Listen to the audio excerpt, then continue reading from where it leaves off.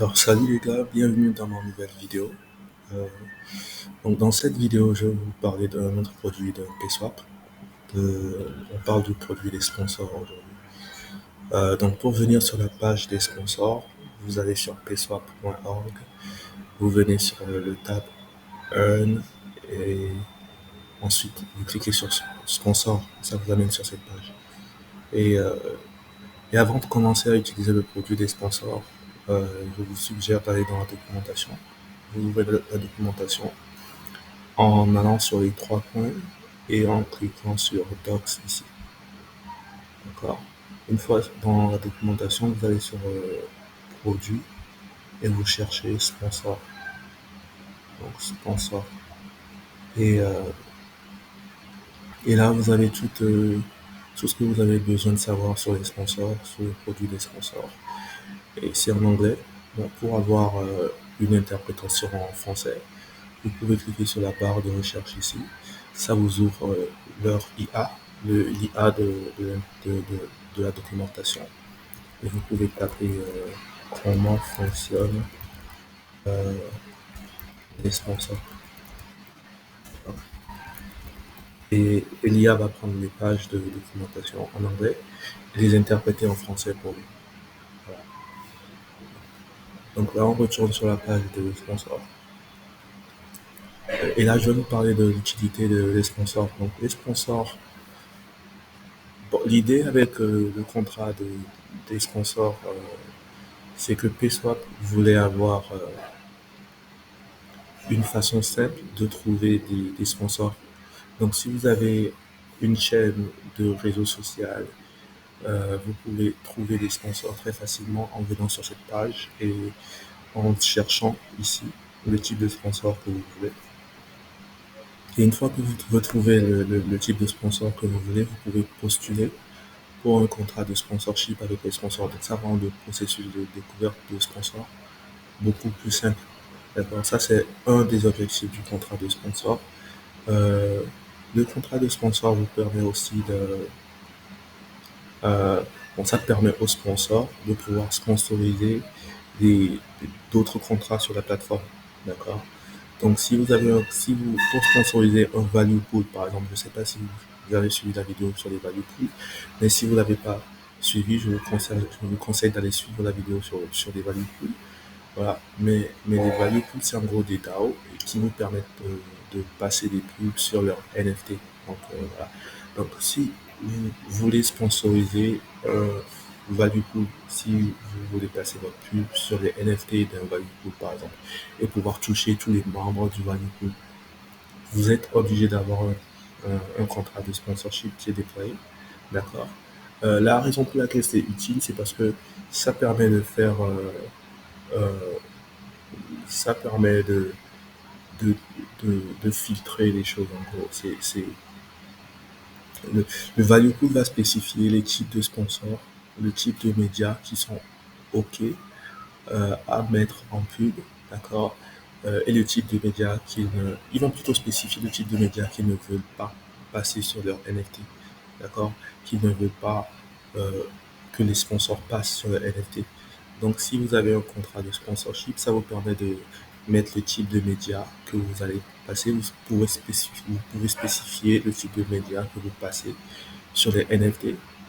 Et comme ça, le value pool peut vérifier si vous passez un type de média qu'il ne veut pas. Donc, on va prendre un exemple beaucoup plus précis. Disons que vous passez des contenus X dans vos pubs, par exemple.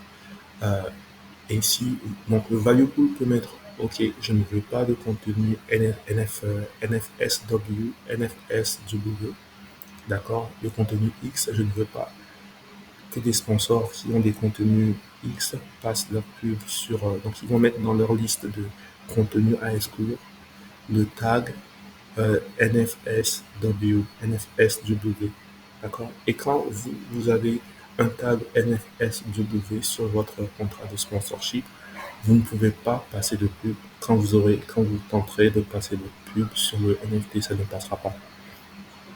D'accord. Et pour pouvoir avoir un contrat de sponsorship, vous êtes obligé d'avoir un collatéral en place. D'accord. Donc, je ne sais pas si vous avez suivi la vidéo sur les Trust Branches, Mais en gros, les trust bounty, c'est un système de collatéral où vous mettez de l'argent et à chaque fois que vous faites quelque chose qui trahit l'engagement que vous avez pris, euh, les gens peuvent attaquer cet argent-là et récupérer une partie de cet argent. Donc, c'est une façon de créer de la confiance. Donc, pour pouvoir avoir un contrat de sponsor, vous êtes obligé d'avoir un trust bounty en place. Et comme ça, si vous avez des contenus X, que vous passez sur des DAO et que vous n'avez pas mis le tag contenu X sur votre contrat de sponsorship, d'accord, les admins du DAO peuvent venir attaquer votre bounty. Donc c'est comme ça qu'on s'assure que les gens sont honnêtes et ça permet de faire de la modération automatiquement. Donc c'est comme ça que PSwap fait des choses, d'accord. C'est comme ça que leur contrat s'assure que les choses fonctionnent bien. Voilà.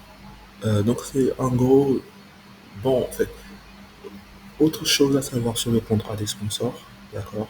Vous pouvez mettre des notes. Donc je ne sais pas si vous avez suivi la vidéo sur les ARP, d'accord, le contrat des ARP, où vous pouvez mettre des notes sur votre paiement prochain, des notes qui sont des NFT que vous pouvez vendre aujourd'hui pour toucher votre paye directement aujourd'hui, d'accord, et ne pas avoir à attendre le, bah, le jour de paye.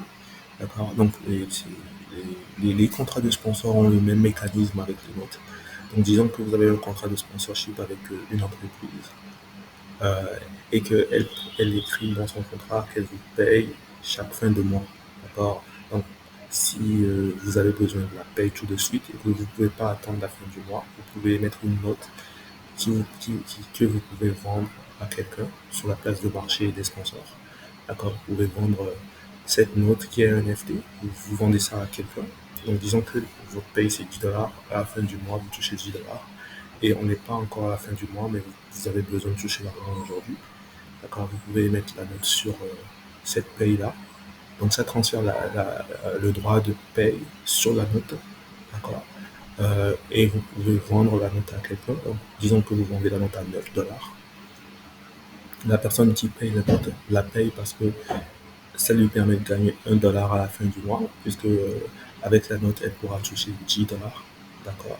Et, euh, et elle vous paye 9 $ aujourd'hui, donc ça lui permet de toucher 1 $, de gagner 1 $, de toucher les 10 $, donc de gagner 1 $ à la fin du mois. Et vous, ça vous permet de toucher l'argent, bon, pas la totalité, mais ça vous permet de toucher 9 $ aujourd'hui. Vous n'avez pas besoin d'attendre la fin du mois pour toucher la peine. On a aussi des situations avec les sponsors où les sponsors ont des arriérés de paiement. Ils ne payent pas euh, rapidement. Ils ont plusieurs mois d'arriérés sur les paiements. Donc vous pouvez résoudre ces problèmes-là aussi avec les notes, où vous transférez la paye qui vous est due sur une note que vous vendez à quelqu'un. Et si la personne a confiance que le sponsor va finir par payer, elle peut vous acheter cette note avec un discount. D'accord. Comme ça, elle empoche la différence quand le sponsor viendra payer euh, la somme. Donc je pense que j'ai fait le tour de tout ce que les sponsors permettent de faire, le contrat de sponsorship. Voilà. Donc pour déployer votre contrat de sponsorship, c'est là que vous venez. D'accord. Vous connectez votre portefeuille crypto et vous rentrez votre profil, le ID de votre profil et puis voilà. Je vous suggère d'aller lire la documentation pour comprendre comment on déploie un contrat de sponsorship. Euh, voilà. Et si vous cherchez un sponsor, vous venez là. Vous pouvez filtrer par pays, d'accord. Vous pouvez filtrer par ville, d'accord. Ou vous pouvez directement filtrer par nombre de likes et dislikes sur le sponsor, d'accord. Et une fois que vous trouvez un sponsor qui vous convient, vous pouvez postuler pour le sponsor. Voilà. Donc c'est comme ça que les contrats de sponsor fonctionnent.